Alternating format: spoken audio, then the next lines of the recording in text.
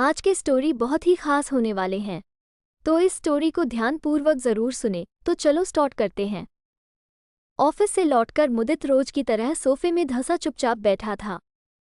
तृप्ति पानी लेकर आई और उसे इस तरह बैठा देखकर बगल में बैठते हुए सौम्यता से बोली, मुदित क्या बात है, कुछ दिनों से परेशान दिख रहे हैं आप।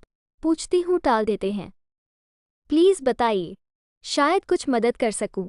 हालांकि तृप्ति को उम्मीद कम थी कि मुदित कुछ बताएगा, फिर भी उसने मुदित की हथेली अपनी हथेलियों में रखते हुए कहा, कह देने से मन हल्का हो जाता है।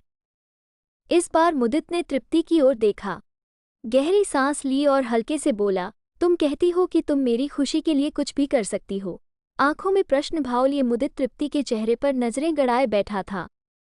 इस सवाल से अचकचाई तृप्ति ने मुस्कुराकर कहा, आपको मेरे प्यार और समर्पण पर कोई शक है क्या? हाँ, मैं आपकी खुशी के लिए कुछ भी कर सकती हूँ। इस बार मुदित ने अटकते हुए कुछ बेशर्म शब्दों को मुंह से निकाला, मैं सहकर्मी रिया से प्यार करता हूँ और वो भी। हम दोनों शादी करना चाहते हैं, तुम समझ रही हो ना? बात पूरी होने तक तृप्ति मुदित का हाथ छोड़ चुकी थी। आंखें डबडबा रही थीं और रक्तचाप गिरने की वजह से शरीर कांप रहा था।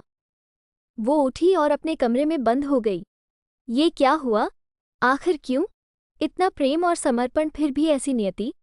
ये वही मुदित है जो उसके जॉब करने की बात पर बोला था कि तुम्हें मर्दों के साथ रहने का ज्यादा शौक है क्या? और उच्च शिक्षित तृप्ति ने अपनी महत्वाकांक्षाओं को तिलांजलि देकर घर को और मुदित के जीवन को संवारने में खुद को खुशी खुशी व्यस्त कर लिया। और आज तृप्ति की आंखें रो रोकर सूज गई थीं। किंकर्तव्य विमूढ़ तृप्ति का दिमाग शून्य हो चुका था। तृप्ति ने ब्लेड उठाया और कलाई पर रखा ही था कि उसे नन्हे सोमू का ख्याल आ गया, जो वहीं गहरी नींद में सो रहा था। एक पल में होता हादसा बच गया।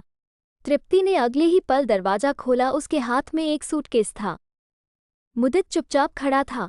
तृप्ति ने उसे सूटकेस पकड़ाते हुए दृढ़ता से कहा, हाँ, आपकी खुशी के लिए कुछ भी कर सकती हूँ। आपको आज़ाद कर रही हूँ। अपनी प्रेमिका के साथ चाहे जहाँ जाकर रहो। ये मकान मेरे नाम पर लिया गया था, तो लीगली इसकी मालकिन मैं हूँ, और हाँ, वो दोनों फ्लैट भी मेरे ही हैं। ये कार की चाबी यहीं रखते जाना, मेरे पापा ने दी है। अब आप जा सकते हैं।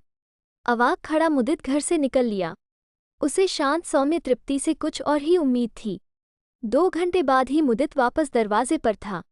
तृप्ति, मुझे माफ कर दो प्लीज, फूट फूट कर रोते हुए मुदित कहता जा रहा था। वो रिया मौकापरस्त निकली। उसने मुझसे संबंध खत्म कर लिया मुझे इस हाल में देखकर। मैंने क्या नहीं किया उसके लिए। और वो। तृप्ति ने दरवाज़ा खोला और अंदर जाने लगी। पीछे पीछे मुदित माफ़ी मांगते हुए अंदर आ गया। माफ़ कर दो ना मुझे, मैं भटक गया था। मौकापरस्त तो तुम भी हो मुदित, पर मैं तुम्हारे जैसी नहीं हूँ। तुम इस घर में मेरे साथ तो रहोगे, पर अब मेरा प्यार, समर्पण और भावनाएं तुम्हें नहीं मिलेंगी। तुम अब मेरे पति नहीं हो। मेरा पति उसी दिन खो गया था जब उसके मन में किसी और के लिए आकर्षण पैदा हुआ। अब तुम सिर्फ एक परित्यक्त हो। कहकर तृप्ति सोमू को लेकर अपने कमरे में चली गई। ये स्टोरी आपको कैसा लगा, कमेंट में ज़रूर बताना। अगर आपको अच्छा लगा तो मेरे चैनल को लाइक शेयर सब्सक्राइब ज़रूर करें। मिलते हैं नेक्स्ट वीडियो में, तब तक के लिए बाय।